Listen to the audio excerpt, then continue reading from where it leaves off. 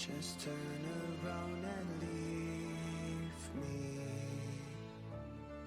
The tear in my eye drops on the floor alongside my speed.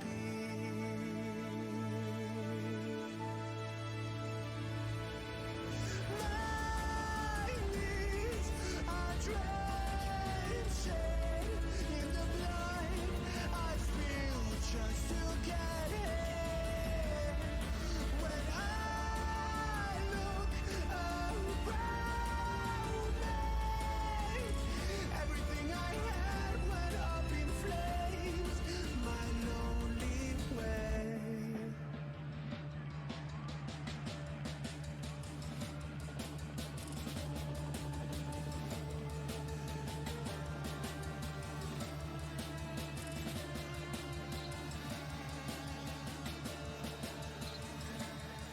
When I look around me, everything I had went up in flames. My lonely way.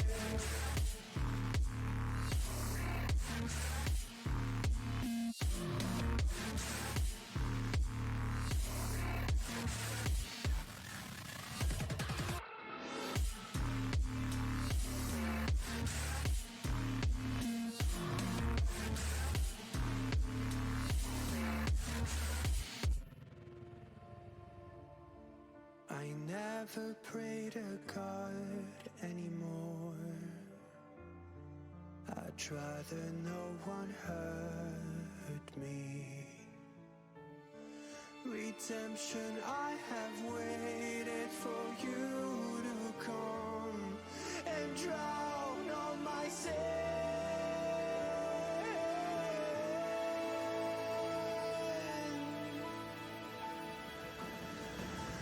My knees are drenching in the blood I feel just to get here. When I look around me, everything I had went up in flames.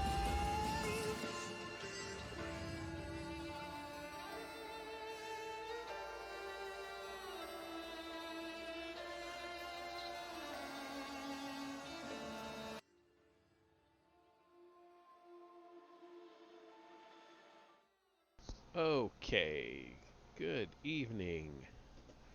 It is time to get on with some Forgotten Realms reading. It's been really tough to keep with a schedule this summer, because it's summer. I haven't been able to game for a while, but I've been able to keep up. Well, I'm able to get back into some of the reading anyway. So, we are on Chapter 3 of the Dark Elf Trilogy, Homeland, the first book. So, let's just jump straight into it. Chapter 3 is The Eyes of the Child. And right off, the first word, I don't know how to pronounce it. It's a name. Masoj, I'll say. M-A-S-O-J. Pronounce it however you like. Masoj, the young apprentice, which at this point in his magic-using career meant that he was no more than a cleaning attendant, leaned on his broom and watched as Alton de Vere moved through the door into the highest chamber of the spire. Masoj almost felt sympathy for the student who had to go in and face the faceless one.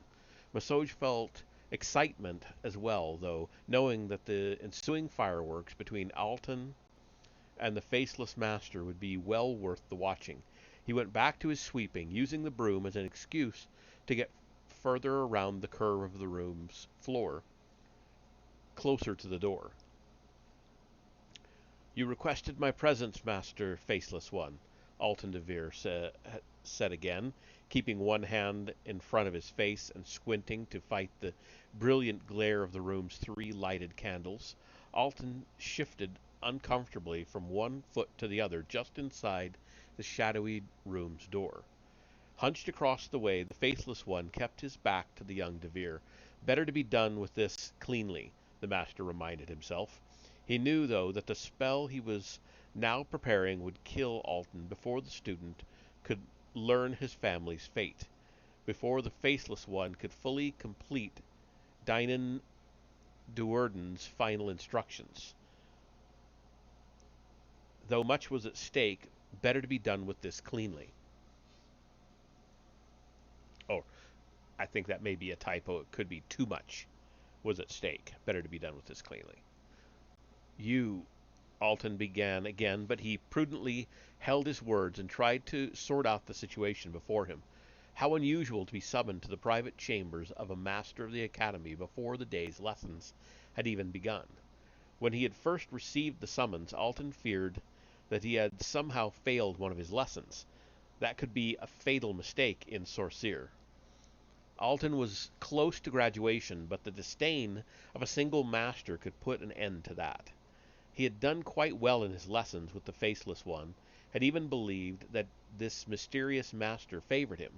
Could this call be simply a courtesy of congratulations on his impending graduation?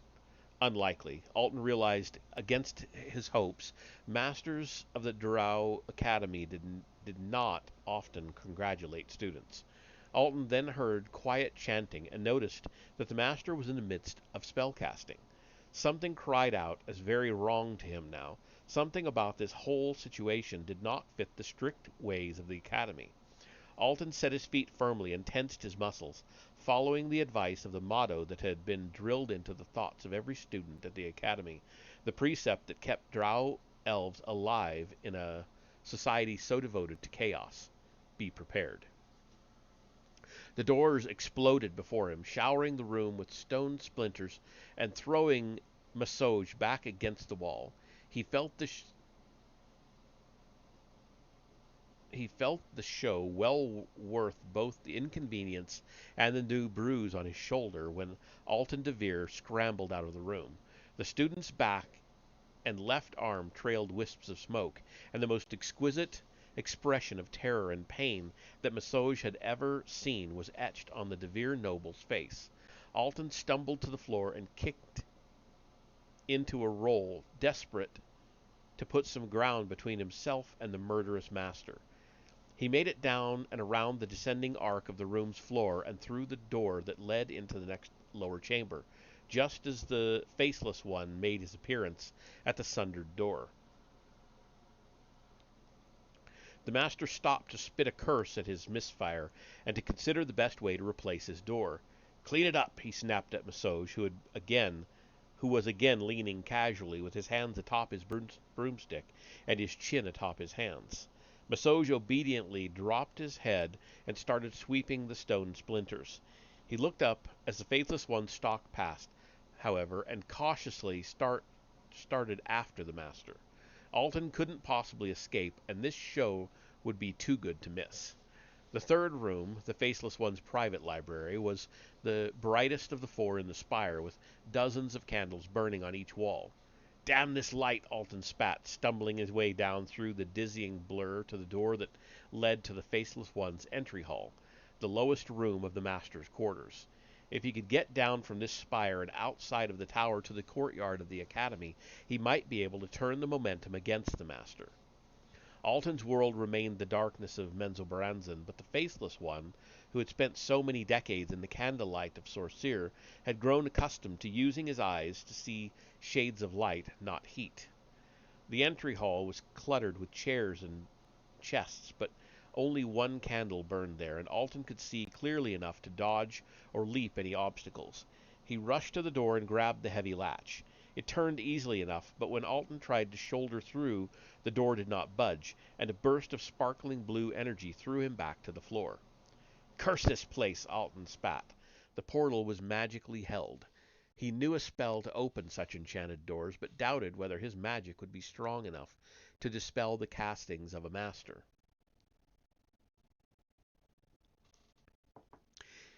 In his haste and fear, the words of the Dwemer floated through Alton's thoughts in an undecipherable jumble.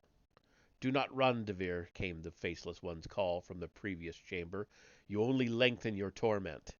"A curse upon you, too," Alton replied under his breath. Alton forgot about the stupid spell. It would never come to him in time. He glanced around the room for an option. His eyes found something unusual halfway up the side wall, in an opening between two large cabinets. Alton scrambled back a few steps to get a better angle, but found himself caught within the range of the candlelight within the deceptive field where his eyes registered both heat and light. He could only discern that this section of the wall showed a uniform glow in the heat spectrum and that its hue was subtly different from the stone of the walls. Another doorway? Alton could only hope his guess to be right. He rushed back to the center of the room, stood directly across from the object, and forced his eyes away from the infrared spectrum, fully back into the world of light. As his eyes adjusted, what came into view both startled and confused the young Devere. He saw no doorway, nor any opening with another chamber behind it. What he looked upon was a reflection of himself, and a portion of the room he now stood in. Alton had never in his 55 years of life witnessed such a spectacle, but he had heard the masters of sorcery speak of these devices. It was a mirror. A movement in the upper doorway of the chamber reminded Alton that the Faceless One was almost upon him. He couldn't hesitate to ponder his options. He put his head down and charged the mirror. Perhaps it was a teleportation door to another section of the city. Perhaps a simple door to a room beyond. Or perhaps, Alton dared to imagine in those few desperate seconds, this was some interplanar gate that would bring him into a strange and unknown plane of existence. He felt the tingling excitement of adventure pulling him on as he neared the wondrous thing. Then he felt only the impact, the shattering glass, and the unyielding stone wall behind it. Perhaps it was just a mirror. "Look at his eyes," Virna whispered. Okay, we've shifted. Virna whispered to Maya as they examined the newest member of House Do'Urden. Truly, the babe's eyes were remarkable. Although the child had been out of the womb for less than an hour, the pupils of his orbs darted back and forth inquisitively.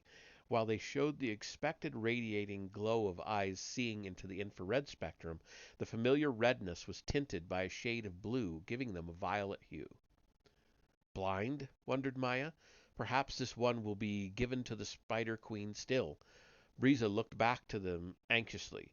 Dark elves did not allow children showing any physical deficiency to live. "Not blind," replied Virna, passing her hand over the child and casting an angry glare at both of her eager sisters. "He follows my fingers." Maya saw that Virna spoke the truth. She leaned closer to the babe, studying his face and strange eyes. "What do you see, Drizzt Do'Urden?" she asked softly, not in an act of gentleness toward the babe, but so that she would not disturb her mother, resting in the chair at the head of the spider idol. "What do you see that the rest of us cannot?" Glass crunched under... Uh, okay. Now we switched back again. Glass crunched under Alton, digging deeper into wounds as he shifted his weight in an effort to rise to his feet. What would it matter, he thought. "My mirror!" he heard the Faceless One groan, and he looked up to see the outraged master towering over him.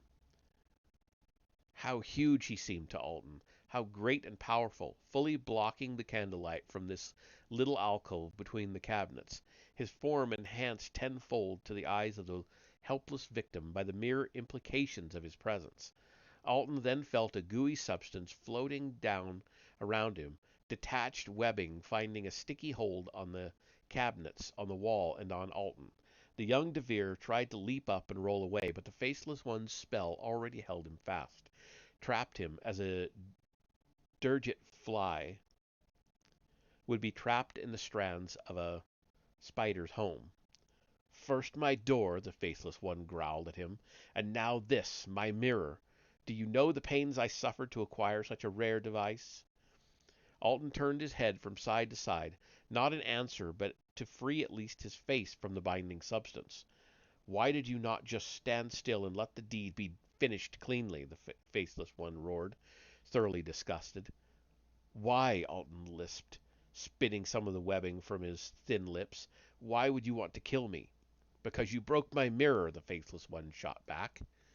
It didn't make any sense, of course. The mirror had only been shattered after the initial attack, but to the Master, Alton supposed it didn't have to make sense. Alton knew his cause to be hopeless, but he continued on in his efforts to dissuade his opponent. "You know of my house, of House de Vere," he said, indignant. "Fourth in the city. Matron Guinevere will not be pleased. A high priestess has always to learn the truth of such situations." "House de Vere?" The Faceless One laughed. Perhaps the torments that Drizzt Do'Urden had requested would be in line after all. Alton had broken his mirror. "Fourth house?" Alton spat. "Foolish youth," the Faithless One cackled. "House de Vere is no more. Not fourth, not 54th. Nothing." Alton slumped, though the webbing did its best to hold his body erect. What could the Master be babbling about? "They are all dead," the Faceless One taunted. "Matron Guinevere sees Lolth more clearly this day." Alton's expression of horror pleased the disfigured Master. "All dead," he snarled one more time, "except for poor Alton, who lives on to hear of his family's misfortune. That oversight shall be remedied now." The Faceless One raised his hands to cast a spell. "Who?" Alton cried. Faceless One paused and seemed not to understand. "What house did this?" the doomed student clarified. "Or what conspiracy of houses brought down de Vere?" "Ah, you should be told," replied the Faceless One, obviously enjoying the situation. "I suppose it is your right to know before you join your kin in the realm of death." A smile widened across the opening where his lips once had been. "But you broke my mirror," the Master growled. "Die, stupid, stupid boy. Find your own answers." The Faceless One's chest jerked out suddenly, and he shuddered in convulsions, babbling curses in a tongue far beyond the terrified student's comprehension. What vile spell did this disfigured Master have prepared for him, so wretched that its chant sounded in an arcane language foreign to learned Alton's ears, so unspeakably evil that its semantics jerked on the very edge of its caster's control? The Faceless One then fell forward to the floor and expired. Stunned, Alton followed the line of the Master's hood down to his back, to the tail of a protruding dart. Alton watched the poisoned thing as it continued to shudder from the body's impact. Then he turned his scan upward to the center of the room, where the young cleaning attendant stood calmly. "Nice weapon, Faceless One," Massoj beamed, rolling a two-handed, crafted crossbow over in his hands. He threw a wicked smile at Alton and fitted another dart. Matron Malice hoisted her... Oh, and we switched again, with no notice. Matron Malice hoisted herself out of her chair and willed herself to her feet. "Out of the way," she snapped at her daughters. Maya and Virna scooted away from the spider idol and the baby. "See his eyes, Matron Mother," Virna dared to remark. "They are so unusual." Matron Malice studied the child. Everything seemed in place, and a good thing, too, for Nalfine, elder boy of House Do'Urden, was dead, and this boy, Drizzt, would have a difficult job replacing the valuable son. "His eyes," Virna said again. The matron shot her a venomous look, but bent low to see what the fuss was about. "Purple?" Malice said, startled. Never had she heard of such a thing. "He is not blind," Maya was quick to put in, seeing the disdain spread across his mother's face. "Fetch the candle," Matron Malice ordered. Let us see how these eyes appear in the world of light." Maya and Virna reflexively headed for the sacred cabinet, but Briza cut them off. "Only a high priestess may touch the holy items," she reminded them in a tone that carried the weight of a threat. She spun around haughtily, reached into the cabinet, and produced a single half-used red candle. The clerics hid their eyes, and Matron Malice put a prudent hand over the baby's face as Briza lit the sacred candle. It produced only a tiny flame, but to drow eyes it came as a brilliant intrusion. Bring it, said Matron Malice, after several moments of adjusting. Briza moved the candle near Drizzt, and Malice gradually slid her hand away. He does not cry, Briza remarked, amazed that the babe could quietly accept such a stinging light. Purple again, whispered the matron, paying no heed to her daughter's rambling. In both worlds the child's eyes show as purple. Virna gasped audibly when she looked again upon her tiny brother and his striking lavender orbs. He is your brother, Matron Malice reminded her, viewing Virna's gasp as a hint of what might come. When he grows older and those eyes pierce you so, remember on your life that he is your brother. Virna turned away, almost blurting a reply she would have regretted making. Matron Malice's exploits with nearly every male soldier of the Do'Urden house, and many others that the seductive matron managed to sneak away from other houses, were almost legendary in Menzoberranzan. Who was she to be spouting reminders of prudent and proper behavior? Virna bit her lip and hoped that neither Briza nor Malice had been reading her thoughts at that moment. In Menzoberranzan, thinking such gossip about a high priestess, whether or not it was true, got you painfully executed. Her mother's eyes narrowed, and Virna thought she had been discovered.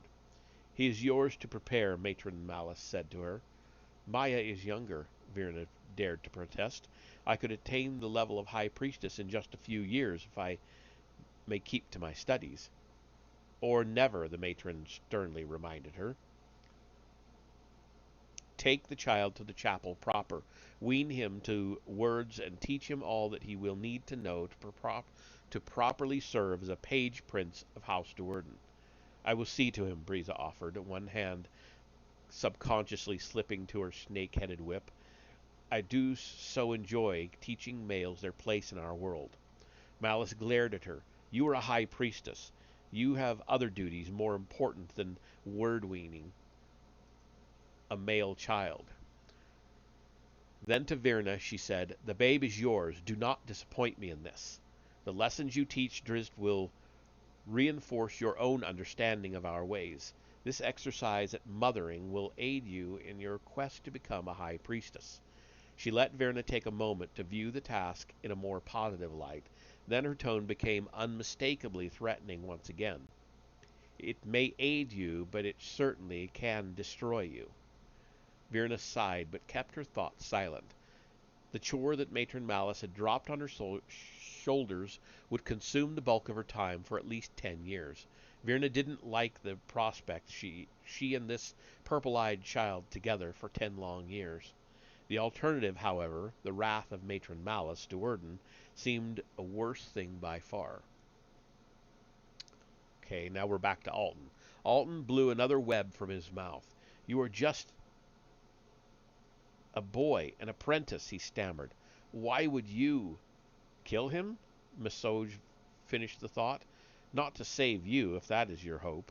He spat down at the faceless one's body. Look at me, a prince of the 6th house, a cleaning steward for that wretched Hunnet. Alton cut in. House Hunnet is the 6th house. The younger drow put a finger to pursed lips. Wait, he remarked with a widening smile, an evil smile of sarcasm. We are the 5th house now, I suppose, with Devere wiped out. Not yet, Alton growled. Momentarily, Masoj assured him, fingering the crossbow quarrel. Alton slumped even farther back in the web. To be killed by a master was bad enough, but the indignity of being shot down by a boy. I suppose I should thank you, Masoj said. I had planned to kill that one for many weeks. Why? Alton pressed his new assailant. You would dare to kill a master of Sorceer simply because your family put you in servitude to him? Because he would snub me, Masoj yelled. 4 years I have slaved for him. That back end of a carrion crawler. Cleaned his boots, prepared salve for his disgusting face. Was it ever enough? Not for that one. He spat at the corpse again and continued, talking more to himself than to the trapped student. Nobles aspiring to wizardry have the advantage of being trained as apprentices before they reach the proper age for entry into Sorceer. Of course, Alton said. I myself trained under... He meant to keep me out of Sorcerer, Massage rambled, ignoring Alton altogether. He would have forced me into Melee Magthir, the fighter's school instead. The fighter's school. My 25th birthday is only 2 weeks away. Massage looked up, as though he suddenly remembered that he was not alone in the room. I knew I must kill him, he continued, now speaking directly to Alton. Then you come along and make it all so convenient. A student and a master killing each other in a fight? It has happened before. Who would question it? I suppose, then, that I should thank you, Alton DeVere of no house worth mentioning, Massage chided with a low, sweeping bow. Before I kill you, I mean. Wait, cried Alton. Kill me to what gain? Alibi. But you have your alibi, and we can make it better. Explain, said Massage, who admittedly was in no particular hurry. The Faceless One was a high-level wizard. The webs weren't going anywhere any time soon. Free me, Alton said earnestly. Can you be as stupid as the Faceless One proclaimed you? Alton took the insult stoically. The kid had the crossbow. Free me so that I may assume the Faceless One's identity, he explained. The death of a master arouses suspicion, but if no master is believed dead... And what of this? Massage asked, kicking the corpse. Burn it, said Alton, his desperate plan coming fully into focus. Let it be Alton DeVere. House DeVere is no more, so there will be no retaliation, no questions. Massage seemed skeptical. The Faceless One was practically a hermit, Alton reasoned, and I am near to graduation. Certainly I can handle the simple chores of basic teaching after 30 years of study. And what is my gain? Alton gawked.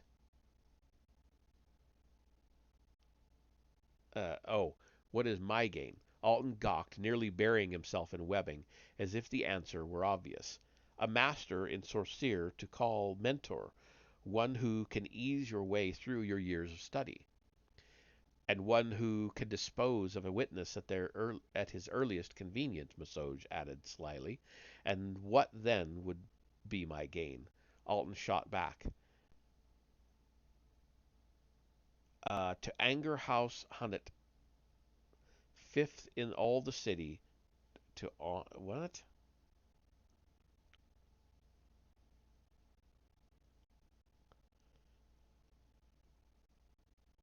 To anger House Hunnet, fifth in all the city, and I with no family at my back. No, young Massage, I am not as stupid as the Faceless One named me.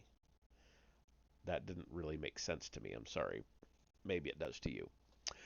Massage ticked a long and pointed fingernail against his teeth and considered the possibilities. An ally among the masters of Sorcerer? This held possibilities. Another thought popped into Massage's mind, and he pulled open the cabinet to Alton's side and began rummaging through the contents. Alton flinched when he heard some ceramic and glass containers crashing together, thinking of the components, possibly even completed potions, that might be lost by the apprentice's carelessness. Perhaps Melee Magthir would be a better place for this one, he thought. A moment later, though, the young drow reappeared, and Alton remembered that he was in no position to make such judgments. This is mine, Massage demanded, showing Alton a small black object, a remarkably detailed onyx figure of a hunting panther, a gift from a denizen of the lower plains for some help I gave to him. You aided such a creature? Alton had to ask, finding it difficult to believe that a mere apprentice had the resources necessary to even survive an encounter with such an unpredictable and mighty foe. The Faceless One, Massage kicked the corpse again, took the credit and the statue, but they are mine. Everything else in here will go to you, of course. I know the magical dwomers, whatever, of most, and will show you what is what. Brightening at the hope that he would indeed survive this dreadful day, Alton cared little about the figurine at that moment. All he wanted was to be freed of the webs so that he could find out the truth of his house's fate. Then Masoj, ever a confusing young drow, turned suddenly and started away. "Where are you going?" Alton asked. "To get the acid." "Acid?" Alton hid his panic well, though he had a terrible feeling that he understood what Masoj meant to do. "You want the disguise to appear authentic," Masoj explained matter-of-factly.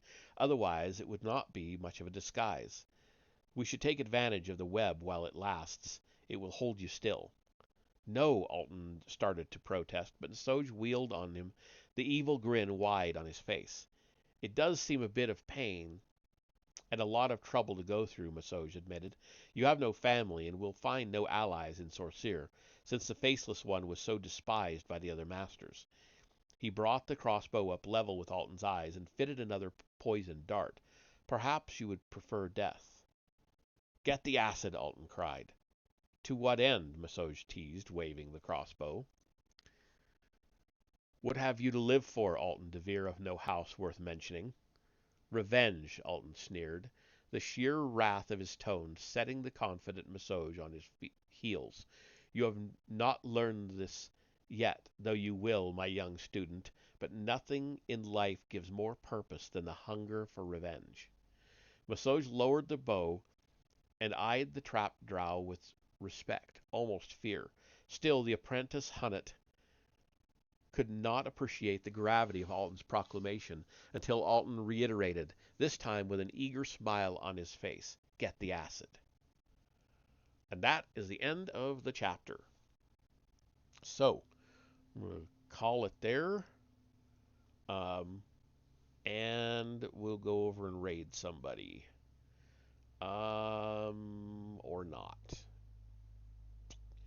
Who is around? I just raided Renflames last time, so I'm not going to do that again.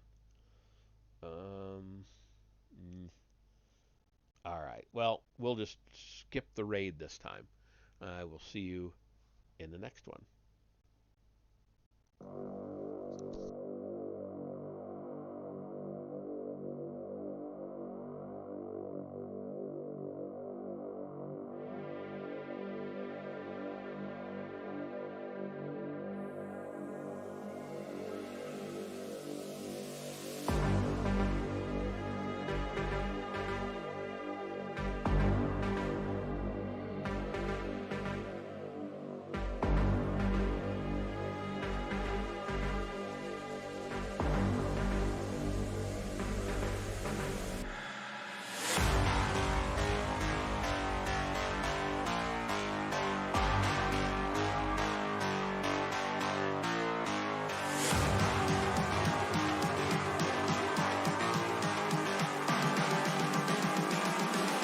Calling to say What's bizarre is she's trying to blame herself.